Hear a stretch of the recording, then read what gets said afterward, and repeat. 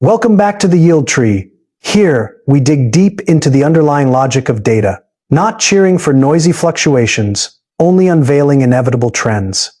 If you are looking for a rational safe haven, trying to see through the fog of capital to those truths deliberately concealed, then you've come to the right place. On January 23rd, local time, this day is destined to become an unhealable rift in the history of credit currency. While the whole world was still asleep, silver futures on the New York Mercantile Exchange and London spot silver, like the sword of Damocles finally falling, both tore through that $100 mark once deemed an illusion.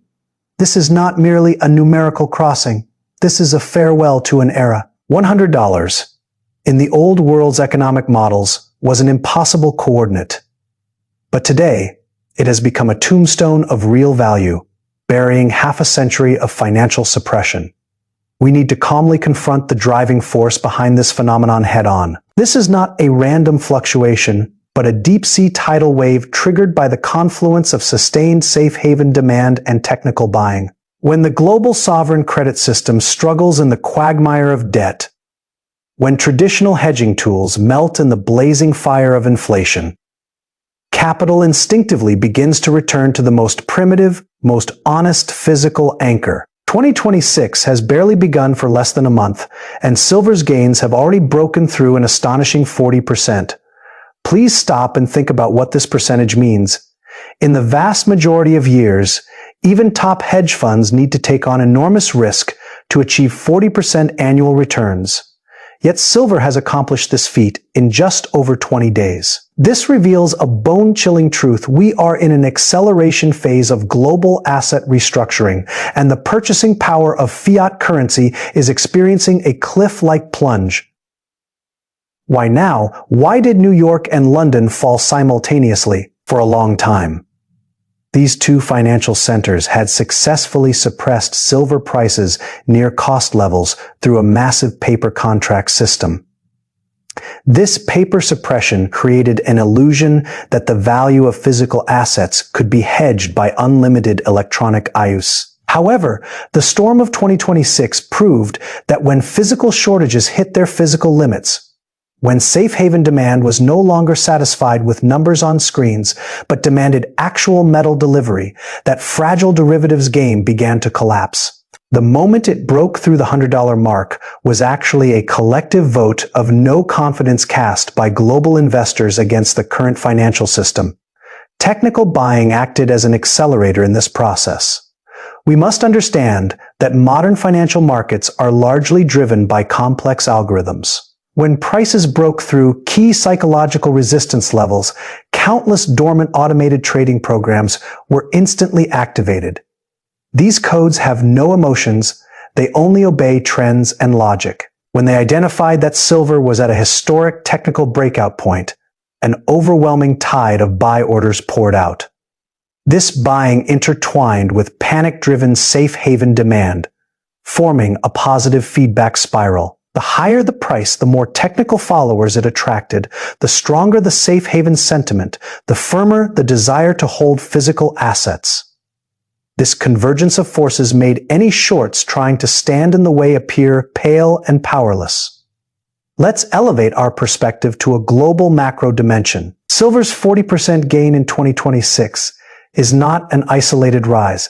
It is the echo of a sovereign debt crisis. Over the past decade, global central banks' balance sheets have expanded to a point of no return. When the money supply grows exponentially while the extraction of physical assets is constrained by the physical crust and labor costs, the outcome was already predetermined. Silver, as the most conductive metal, is not just currency but the neural network of modern industry. From the explosion of the photovoltaic industry to the expansion of AI computing centers, the physical world's demand for silver is rigid and irreplaceable. When this industrial hard demand collides with the collapse of fiat currency, the resulting chemical reaction is destined to be violent and enduring. Currently, Wall Street's pricing system is in an awkward state of surrender. Those institutions that once predicted prolonged price stagnation are now busy revising their models. However, what they cannot revise are the laws of physics. the average mining cost of silver keeps climbing, and policy changes in major silver-producing countries are tightening supply. This means that even if safe haven demand slows down slightly, the underlying support for silver has already undergone a qualitative change. The 40% gain is merely the process of consensus building. It tells the masses the old measures of value have become obsolete. We need to understand that in the game of capital, if you wait until the dust settles and even your neighbors are discussing silver, the wealth transfer has long been completed. The real winners are those who chose to anchor to reality when the logic first emerged, and most people were still mocking hedgers as outdated. The $100 milestone isn't just a new all-time high, it is a filter. It filters out those still addicted to credit illusions, leaving behind the minority who understand that physical scarcity is the ultimate safeguard. The current market sentiment is at a delicate tipping point. Safe haven demand is no longer an occasional whim, but has transformed into a systematic, long-term allocation. When large pension funds and sovereign wealth funds start to realize that traditional stock-bond balancing strategies have already failed in the current inflationary environment, their appetite for physical assets will be staggering. Because silver's market capacity is smaller relative to gold, the premium effect it generates will be even more intense. This 40% swing is just the splash stirred up by the capital behemoths as they're just starting to turn around.